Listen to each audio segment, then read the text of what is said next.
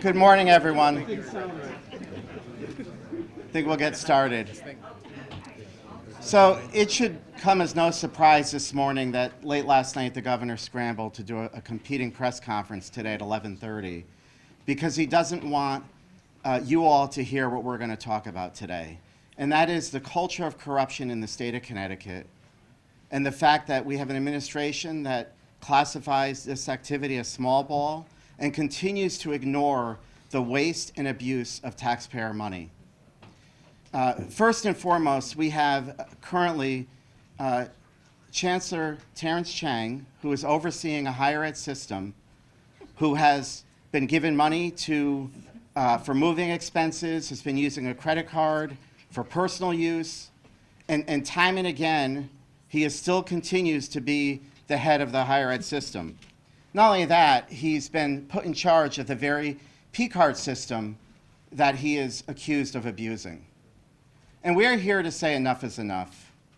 We should be looking at criminal investigation of the activity from this chancellor, not continuing to have conversations of giving him more money in the current state budget, where we've already discovered he's been stockpiling over $1 billion or over $640 million of taxpayer money. All the while, he continues to have his hand out for more money. And this attitude in Hartford needs to change. You know, the Democrats are unhinged at what's going on in the federal government. They continue to try to distract your attention to what is going down in D.C. And we are here today to say we need to pay attention to what is going on in the Gold Dome and start putting forth meaningful reforms as we head into a very difficult budget cycle. And with that, I'd like to turn it over to Senator Harding. Thank you, Vin. I want to thank Vin's efforts and House Republicans on this as well. Senate Republicans, we have Senator Kissel here behind me, Senator Sampson, Senator Summers, myself, and the entire Senate Republican caucus stand together with all the House Republicans in doing something to address this issue. Just about a month ago, Senator Sampson and I were together at a press conference, very similar setting upstairs, and we highlighted what was really truly just connecting the dots that is just logically in front of us. And that was involving what happened with Pura and people essentially being offered jobs for yes votes. And the governor's office seemed pretty complicit in that. In fact, when asked about it, the governor's office said that they had to make a deal, and things were offered to get people to vote yes, and it's pretty obvious that some of those were jobs. And we laid out the details of your own reporting. This wasn't us being speculative. This was your own reporting, and we put the pieces together. We've waited.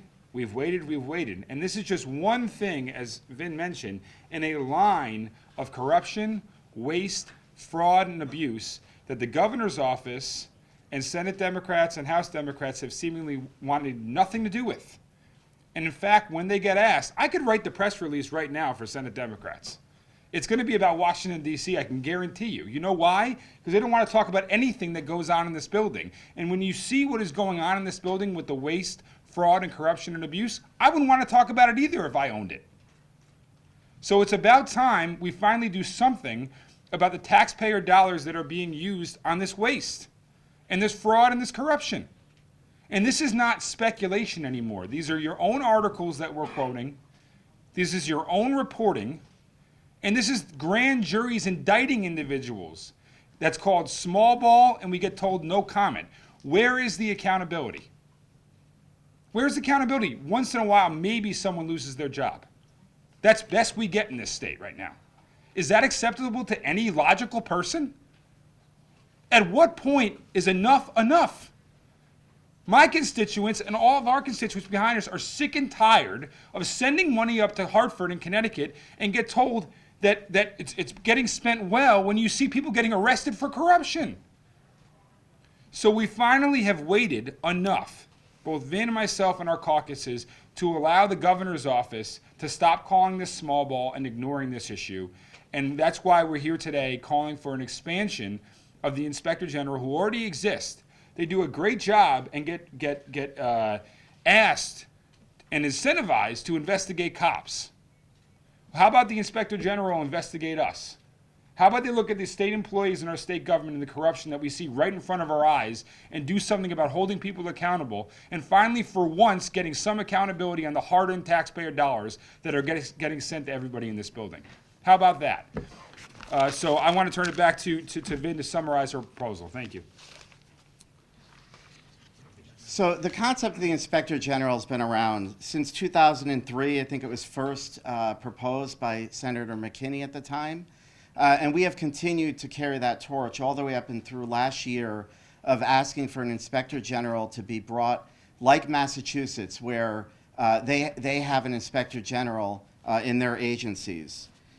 Over the last 2 years, our proposal hasn't even been given the courtesy of a public hearing.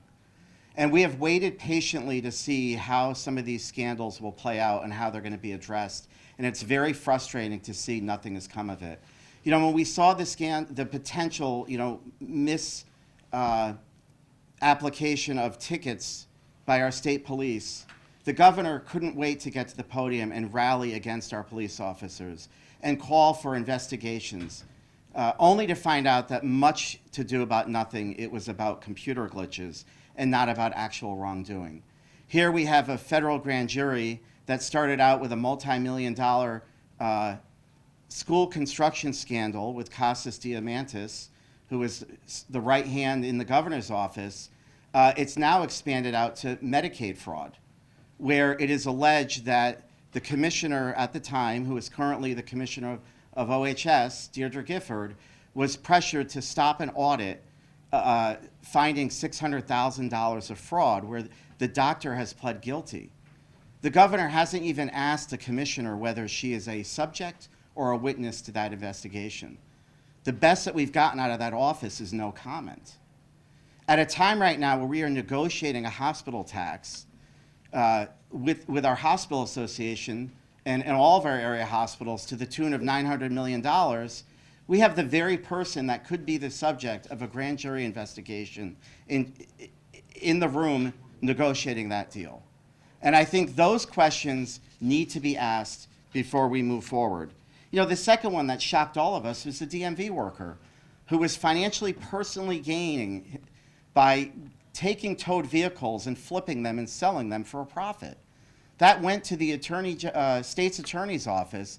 They didn't even apply for a warrant to determine whether or not a state employee defrauding individuals from their vehicles, selling them for thousands of dollars months later, whether that would be criminal activity. And I return back to the Chancellor, Terrence Chang. The pattern of abuse is questionable at best, and we have no investigation. We had an audit that audited less than 1% of the credit card transactions. There are over 700,000 credit card transactions out there that have not been properly vetted. And so what we are asking for today is to bring an independent body into the state of Connecticut, an inspector general that would have subpoena power, would have the ability to look at the state auditor's reports and determine whether or not further investigation should be done. Our auditors do a great job looking at all the transgressions in these agencies. Not an easy task given that our employees work from home, but that's another story.